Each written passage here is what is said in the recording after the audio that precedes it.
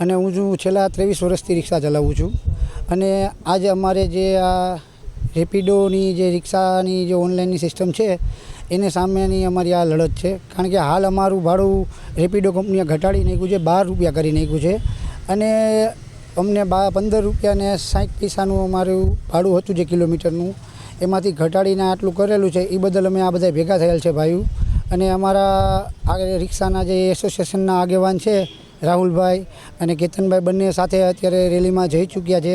રેપિડો કંપનીની ઓફિસ દ્વારા જાય છે અને હાલ અમારે રેપિડો કંપનીને એટલું જ કહેવાનું છે કે જે આજની તારીખમાં આ નિર્ણય નહીં લેવાય તો કાલથી રેપિડો આજ સાંજે અત્યારથી જ અમે તમામ 450 રેપિડો કેપ્ટન અહીંયા ભેગા થયા છીએ. એ તમામ રેપિડો ડિલીટ કરી દેશું અને આગામી દિવસોમાં રેપિડો અમે નહીં ચાલુ કરી.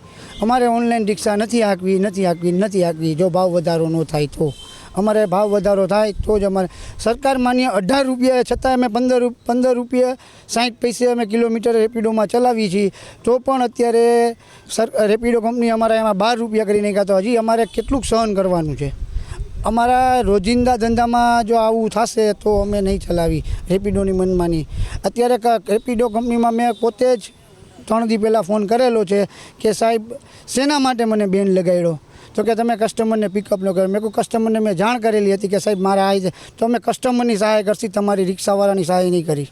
તમારું માન્ય ન રહે તો રેપિડો કંપનીને આવું ક્યાં કહેવાની જરૂર હતી? આજે અમે રેપિડો કંપનીની ઓફિસે જઈને અમે લોકો બધા જ રિક્ષાભાઈઓ ડ્રાઈવર એક જ સાથે રેપિડો કંપની બંધ કરી. જે ઓનલાઈન રિક્ષાનું જે આપણે એપ છે એમાં જો ભાવ વધારવામાં નહીં આવે તો અમે તમામ ડિલીટ મારશી અને આજથી રેપિડો બંધ સંવેદન સણે.